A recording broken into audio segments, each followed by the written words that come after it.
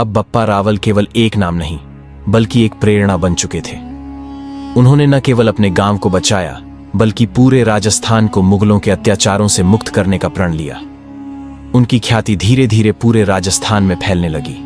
मुगलों को बप्पा रावल की विजय की सूचना मिली, जिससे उनका क्रोध और भय दोनों बढ़ गए।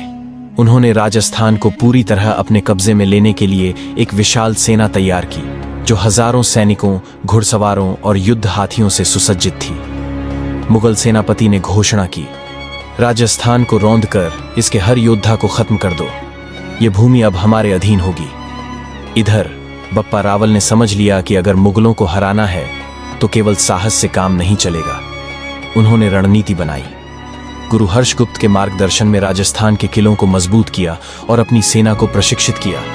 बप्पा ने अपने योद्धाओं से कहा, हमारी ताकत केवल तलवार में नहीं बल्कि हमारे एकजुट होने में है। जब मुगलों की विशाल सेना राजस्थान की ओर बढ़ी तो बप्पा रावल ने आसपास के राजपूत किलों के शासकों को संदेश भेजा, यदि आज हम साथ खड़े नहीं हुए तो आने वाली पीढ़ियां हमें कभी माफ नहीं करेंगी। यह सुनकर कई राजपूत राजाओं ने अपने सैनिक और संसाधन बप्पा रावल की सेना में जोड़ दिए। बप्पा रावल ने अपनी सेना को 3 भागों में बांटा।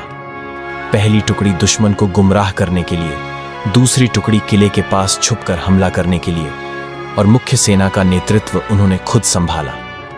मुगल सेना ने राजस्थान के मुख्य किले को घेर लिया। युद्ध की शुरुआत भयंकर थी। तलवारों की आवाज, युद्ध के नारे और हाथियों की चिंगाड़ से मैदान गूंज उठा। बप्पा रावल ने दुश्मन पर ऐसा प्रहार किया कि उनकी अग्रिम पंक्तियां टूट गईं। युद्ध के दौरान बप्पा रावल का सामना खुद मुगल सेनापति से हुआ।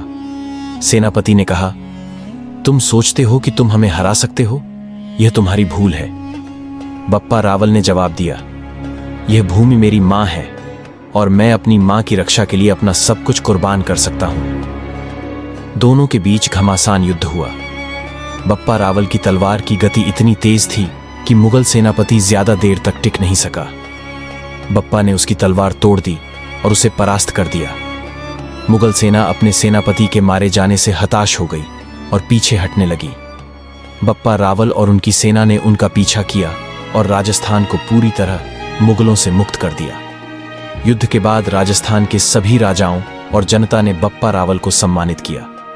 गुरु हर्षगुप्त ने आशीर्वाद देते हुए कहा, तुमने केवल युद्ध नहीं जीता, तुमने राजस्थान के गौरव को वापस पाया है। अगले भाग में अब बप्पा रावल ने केवल राजस्थान तक ही सीमित नहीं रहने का निर्णय लिया। उनका सपना था कि पूरे भारत को एकजुट कर विदेशी आक्रमणकारियों को हमेशा के लिए खत्म कर दिया जाए। बप्पा रावल की जय।